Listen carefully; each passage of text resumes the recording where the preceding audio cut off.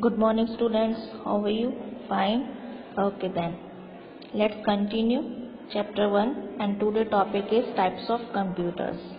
1940s brought an era of modern computing.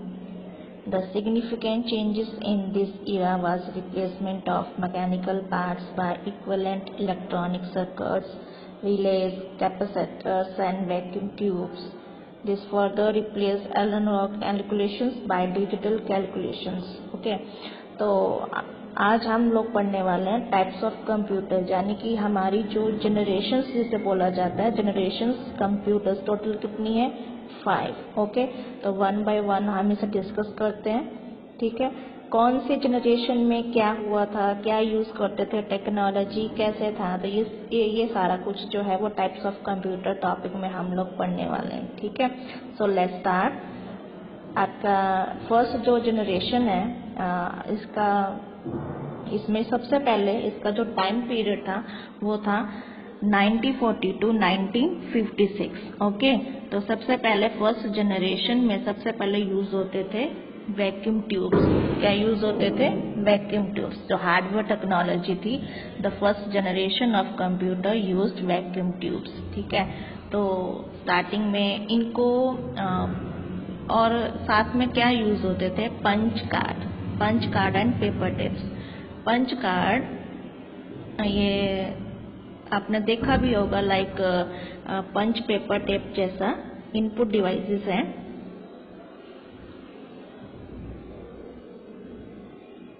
तो इनका सबसे पहले ड्रॉबैक क्या था कि बहुत ही ज़्यादा बल्कि और इनको रखने के लिए एक बहुत बड़ा रूम चाहिए था, तो इसलिए ये वाला प्रॉब्लम फर्स्ट जनरेशन में था. और सॉफ्टवेयर टेक्नोलॉजी में the instructions were written in machine language. जो इंस्ट्रक्शंस जो थे वो सबसे पहले मशीन लैंग्वेज में लिखे गए थे. तो आप लोगों को पता ही है कि मशीन लैंग्वेज में 0 और 1 कोडिंग की फॉर्म में इंस्ट्रक्शंस होता है, और उन लोगों को उन इंस्ट्रक्शंस को हैंडल कर पाना, समझ पाना बहुत ही ज़्यादा डिफ़िकल्ट होता है एज ए हमारे लिए.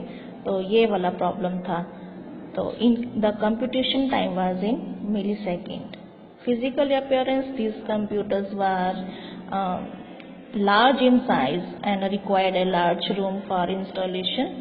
ठीक है, और इसकी जो एग्जाम्पल हैं वो थे UNIVAC, universal automatic computer, electronic numerical integrator and calculator.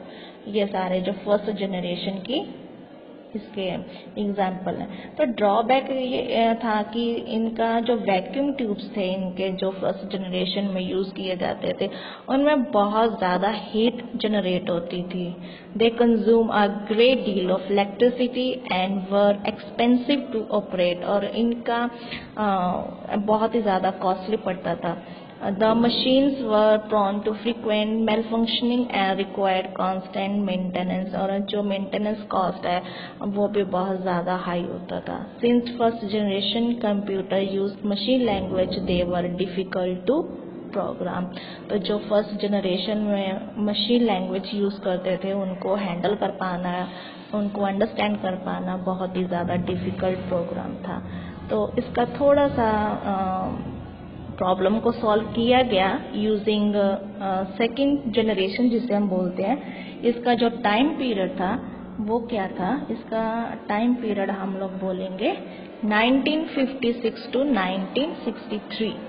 अब 1956 to 1963 इसमें आप वैक्यूम ट्यूब्स को हटा के क्या यूज़ किया गया? Using transistors.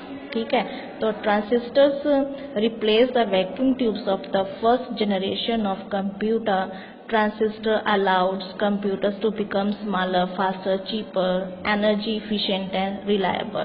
तो जो ट्रांसिस्टर थे अब उन लोगों वैक्यूम ट्यूब्स को हटा के ये ट्रांसिस्टर यूज़ किए गए. तो ट्रांसिस्टर लगाने से क्या हुआ कि जो हमारे जो कंप्यूटर्स थे वो साइज में थोड़ा छोटा होता गया. पहले जो फर्स्ट जनरेशन में था बहुत ही बल्कि इन साइज, अब साइज जो था वो छोटा होता गया, स्मॉलर हो गया, और फास्टर और चीपर, तो रिलायबल ज़्यादा ठीक होने लगे. तो the second generation computer use magnetic core technology for primary memory. अब इसमें क्या यूज होता था, magnetic tapes and magnetic disk for the secondary storage. ठीक है, तो ये बट प्रॉब्लम वही थी, प्रॉब्लम फर्स्ट जनरेशन की तरह ही थी कि हीट बहुत ज़्यादा जनरेट होता था और जो कॉस्ट था वो बहुत ज़्यादा हाई। और अब इसमें सॉफ्टवेयर टेक्नोलॉजी क्या थी कि the instructions were written using the assembly language. पहले वाली जनरेशन में जो प्रोग्राम्स लिखे जाते थे इन द मशीन लैंग्वेज, अब इसमें जो सेकेंड जनरेशन में जो टेक्नोलॉजी यूज़ की गई सॉफ्टवेयर में, तो वो क्या थी, in the assembly language. Assembly language uses mnemonics like add for addition and SUB for subtraction, वो मैंने आपको पहले भी टॉपिक में बताया है। तो ये थोड़ा इंग्लिश लाइक सेंटेंस थोड़ा थोड़ा यूज़ करना हम लोग चालू हो गए थे, और जिससे हम लोग थोड़ा सा अंडरस्टैंड कर पाने में, समझने में, कंप्यूटर के साथ काम करने में हमें थोड़ा सा ईजियर होने लगा। तो उसके बाद it is easier to write instructions in assembly language as compare to writing instruction in machine language. ठीक है, तो हाई लेवल लैंग्वेज में जो उसके बाद डेवलप होना स्टार्ट हो गया था ड्यूरिंग दिस पीरियड।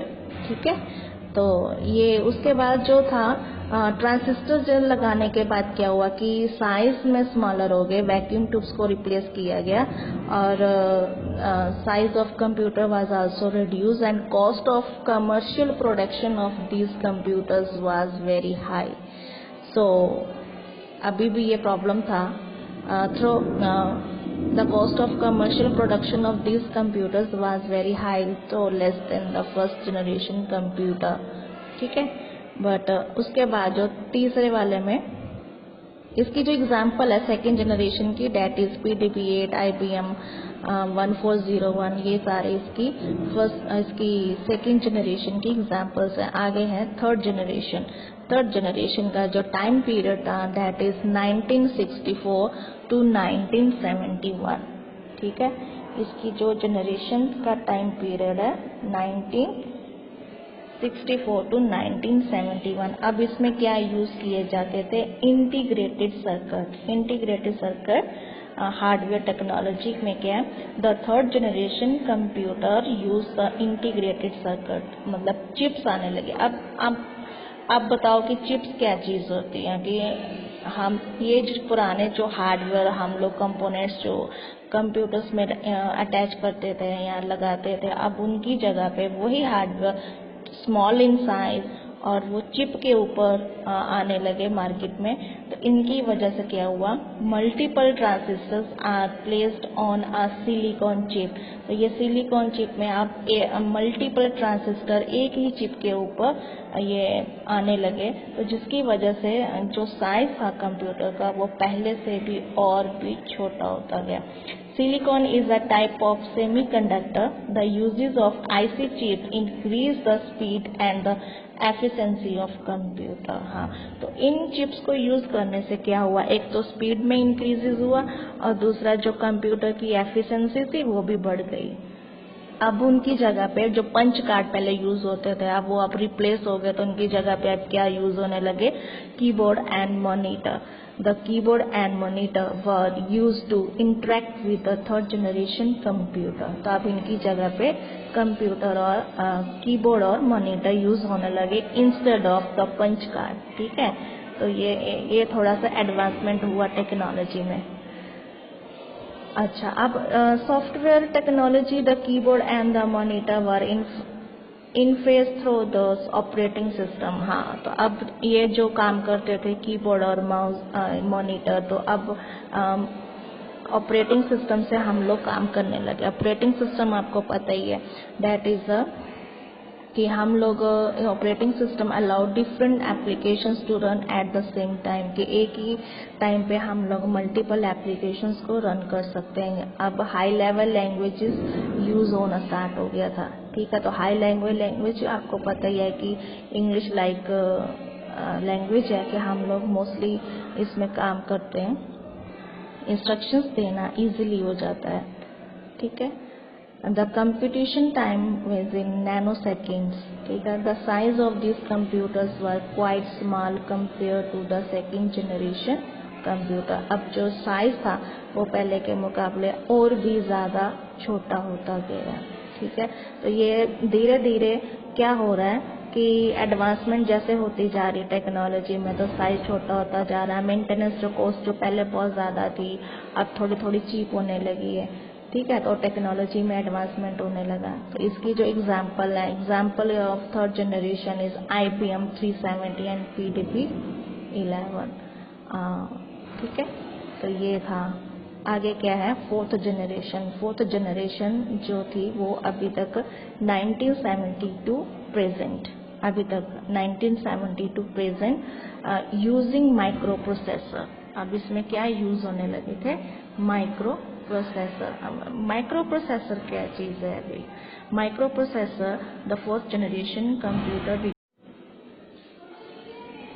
आगे क्या है, fourth generation. Fourth generation 1971 to present. ठीक है, तो इसमें क्या है, यूजिंग माइक्रो प्रोसेसर। अब माइक्रो प्रोसेसर क्या है, माइक्रो का means small in size and processor means process कराने वाला। ठीक है, तो पहले जो ट्रांजिस्टर थे, अब थाउजेंड ऑफ ट्रांजिस्टर्स एक ही चिप के ऊपर, सिलिकॉन चिप के ऊपर लगने लगे डिवाइसेस, और हम लोग जो स्पीड है उसकी कंप्यूटर की और भी ज़्यादा फास्ट होती गई। ठीक है, तो hardware technology they use the large scale integration and very large scale integration technology. Thousand of transistors are integrated on a small silicon chip. ठीक है, तो hundred of thousands of components to be integrated in a small chip. कितने सारे thousands of components हैं वो single एक ही chip के ऊपर अब अटैच होने लगे कंपोनेंट्स। तो साइज जो था वो डे बाय डे कंप्यूटर का छोटा होता गया। जो पहले इतने सारे बल्कि होता था, अब डे बाय डे उसका जो साइज था वो कम होता गया। तो ये एक बहुत बड़ी एडवांसमेंट थी कंप्यूटर मॉडर्न लाइफ में। तो this era is marked by development of microprocessor, and microprocessor is a chip containing millions of transistors and components and designed using LSI and VLSI technology। ठीक है, उसके बाद इसका जो secondary storage device है like magnetic disk became smaller in physical size and larger in capacity। ठीक है, तो ये सारा सॉफ्टवेयर टेक्नोलॉजी में अब हम लोग सेवरल न्यू ऑपरेटिंग सिस्टम आ गए थे like the MS-DOS and MS Windows developed using this time. ठीक है, तो ग्राफिकल यूजर इंटरफेस से क्या होता था कि काम करना इजीली हो जाता है, interact with the computer via menu and icons. अब इसमें क्या यूज होने लगा था, high level programming language are used for the writing of programs. The computation time is in picosecond. इतना मतलब फास्टेस्ट होते जा रहे थे अब टेक्नोलॉजी के साथ। ठीक है, और they become widely available for commercial purpose and personal computers became available to the home user। ठीक है, अब उसका पर्पस, अब हम लोग पर्सनल कंप्यूटर्स भी मार्केट में अवेलेबल थे जो हम लोग आम होम यूज़र के लिए हम लोग यूज़ कर सकते थे। एग्जांपल्स क्या थी इसके, फोर्थ जनरेशन की the Intel 4004 chip was the first micro processor. The component of the computer like central processing unit and memory were located on a single chip in 1981 IBM introduce. ठीक है, तो ये सारा इसका फोर्थ जनरेशन में था। Micro processor लगाने से क्या हुआ कि साइज स्मॉल होता गया, चीपर होता गया पिछली जनरेशन के मुकाबले। और fourth generation computers are also portable कर सकते थे, मोर रिलायबल थे, मच लेसर हीट कम करते थे, और require less maintenance as compare to जो पिछली वाली जनरेशन के जो कंप्यूटर्स थे। ठीक है, तो इस तरह से ये हमारा जो काम था वो ज़्यादा फास्ट होने लगा। आगे जो है डेट इज़ फिफ्थ जनरेशन जो अब इसमें क्या बोला जाता है, fifth generation present and next, यानी कि अभी तक जो है इसमें यूज़ किया जाता है यूजिंग आर्टिफिशियल इंटेलिजेंस। आप आर्टिफिशियल इंटेलिजेंस मीन्स बनाया एक ह्यूमन नहीं है, मतलब ऐसे सिस्टम्स जैसे जिनको बनाया ह्यूमंस नहीं है, बट वो उनमें मतलब वो काम इंसान जैसे ही करते हैं, बट वो इंसान नहीं है। लाइक मैं एग्जांपल लेती हूँ, रोबोट है, रोबोट को बनाने वाले हम लोग इंसान ही हैं, और वो इंसानों की तरह ही काम करता है, उनमें प्रोग्राम किए जाते हैं, उनमें वो पूरा मतलब प्रोग्रामिंग उनमें की जाती है। वो कोई भी काम आप लोगों को पता है, सीरियल में देखा, मूवीज में देखते हैं आप तुम लोग, पता ही है। तो वो काम इंसानों की तरह ही करता है, बट उनमें फीलिंग इंसानों की तरह फीलिंग्स नहीं होती, वो इंसान नहीं होते। इस चीज़ को क्या बोला जाता है? Artificial intelligence. ये वाली फील्ड में और भी बहुत सारी एप्लीकेशंस हैं, लाइक बायोमेट्रिक सिस्टम्स आप फ़ोन में भी यूज़ करते होंगे, वॉइस रिकॉग्निशन है, स्पीच रिकॉग्निशन है। तो ये सारी जो चीज़ें फील्ड में बहुत ही एडवांस में जो हम लोग यूज़ कर रहे हैं। The goal of fifth generation computing is to develop computers that are capable of learning and self-organization। ठीक है, तो ये फिफ्थ जनरेशन से आने के बाद हमारी जो टेक्नोलॉजी थी वो और भी ज़्यादा फास्ट होती गई। ठीक है, आर्टिफिशियल इंटेलिजेंस अभी तक भी हमारा इसमें इस फील्ड में आगे भी गो थ्रू ही है। ठीक है, अभी और भी ज़्यादा मिलियंस ऑफ कंपोनेंट्स इसमें हम लोग एक सिंगल चिप पे लगा रहे हैं, और this computers have large memory requirement. बहुत ज़्यादा फास्ट काम हो रहा है, जो पिछली जनरेशन थी उसके मुकाबले अब साइज में भी स्मॉल हो गया है, अब काम और भी ज़्यादा फास्ट हो गया। तो ये सारा जो है जनरेशन्स में आता है। आगे क्या है topic? There are four main types of computers like supercomputers, mainframes and mini computers and microcomputers। अब 4 types of computers हैं। सबसे पहले उसमें जो आ रहा है that is supercomputer। supercomputer आपको पता ही है, supercomputer has huge processing capacity and very high speed of calculations। supercomputer एक बहुत ही huge process capacity, बहुत ही ज़्यादा फास्ट काम करने वाला, और high speed of calculation, multiple questions को कुछ ही नैनो सेकेंड में सॉल्व करने वाले, इसलिए सुपर कंप्यूटर बोला जाता है। The first computers introduce in the 1960s were design by Seymour Cray and his team at Control Data Corporation. ठीक है, तो जो फर्स्ट सुपर कंप्यूटर जो था वो बनाया गया था 1960। डिज़ाइन किसने किया था? साइमोर क्रे ने। ठीक है, ये रहा सुपर कंप्यूटर्स, ये देखो पिक में आप। Special purpose super computers are high performance computing device dedicated to a single problem. They are used for application such as astrophysical calculation और for code breaking, for example deep crack for breaking the cipher code and crack for astrophysics। Supercomputers are the fastest and the most expensive machines. They have highly processing speed as compared to other computers. The speed of a supercomputer is generally measured in flops।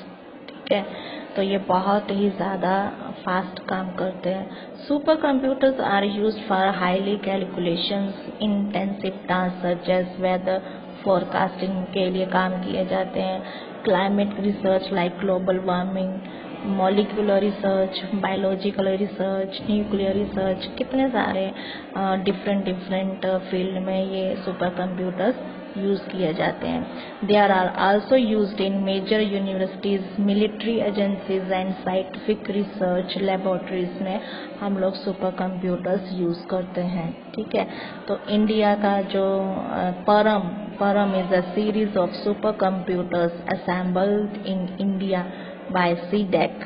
ठीक है, तो ये अब तो इसका जो station है that is in Pune, और Param Padma is the latest machine in this series. ठीक है, तो ये सब सुपर कंप्यूटर्स की सीरीज है।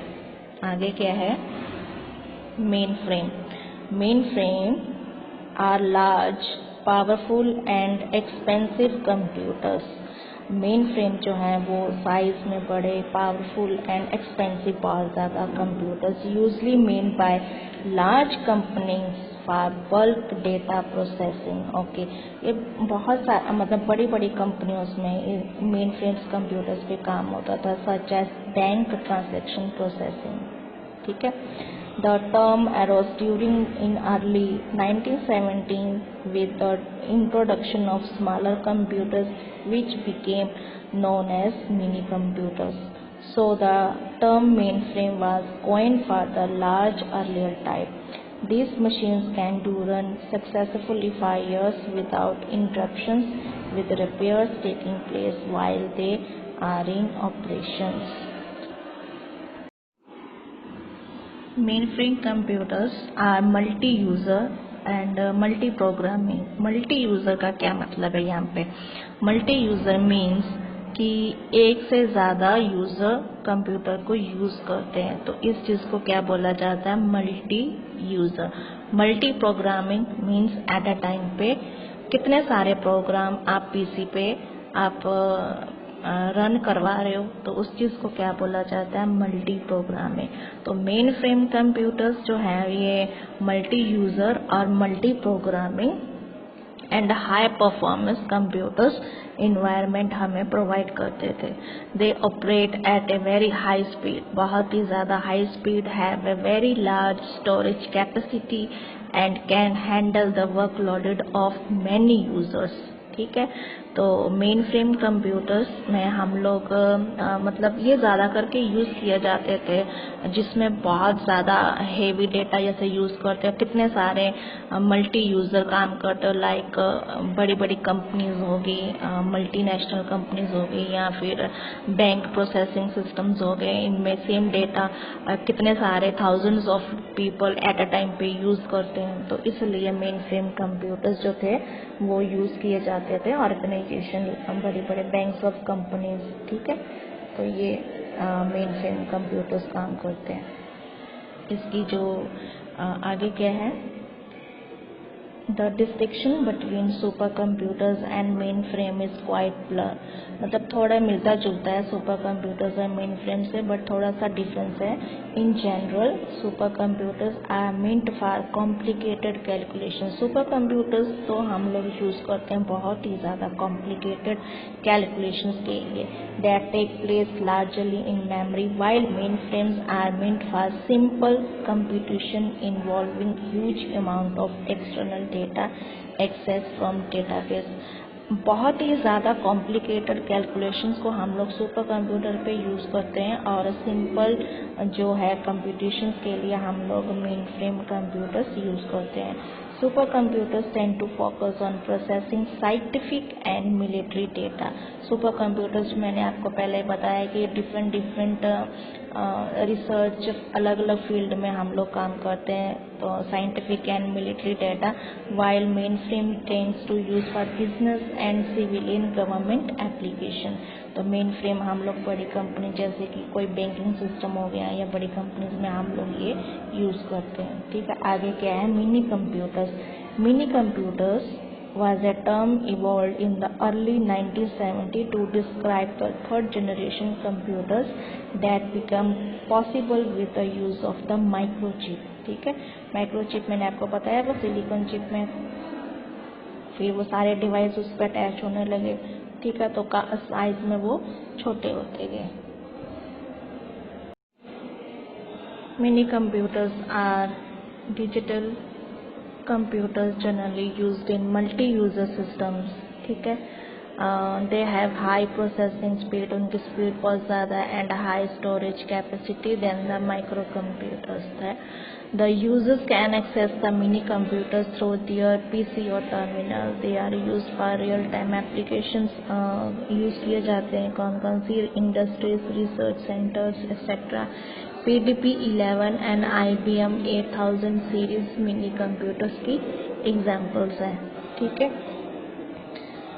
some mini computers are still in use। These are replaced by fourth generation computers। fourth generations replace किए गए थे जब ये माइक्रो प्रोसेसर आए थे। So that use a more advanced version of microprocessor technology. These are referred to as server, taking the name from the server software. They run typically file server and backend database software, including email and web server software. तो ये mini computers ऐसे काम करते थे. आगे क्या है हमारे पास microcomputer. Generally microcomputer now commonly called a personal computer और एक पीसी जो हम लोग अपने घरों में ऑफिस में यूज़ करते हैं. ये उसकी एग्जांपल है जिसका एक सीपीयू होता है, एक storage unit, input output unit होता है. तो जिसे हम लोग इजीली स्टडी टेबल के ऊपर हम लोग रख के काम कर सकते हैं. ठीक है. So after the launch by IBM of their IBM personal computers, the term personal computer became popular for a consumer-friendly microcomputer. तो इसकी एग्जाम्पल्स क्या माइक्रो कंप्यूटर्स की. Micro computers include desktop computers, notebook computer, laptop, tablet, hand held computer, smartphones. ये सभी आजकल जो size में बहुत ही ज़्यादा जैसे जैसे एडवांस होती जा रही टेक्नोलॉजी तो इनका साइज बहुत ही ज़्यादा कम होता जा रहा है. ये सारी एग्जांपल्स हैं माइक्रो कंप्यूटर्स की. ठीक है. आगे क्या है बैक एक्सरसाइज. आगे क्या है exercise. Write whether the following statements are true और false. First one is smart card is classified under output device. False. RAM is a read or write memory. True. Magnetic tape is a secondary memory. True. The first commercial microprocessor 4004 was released by Intel in 1971. True.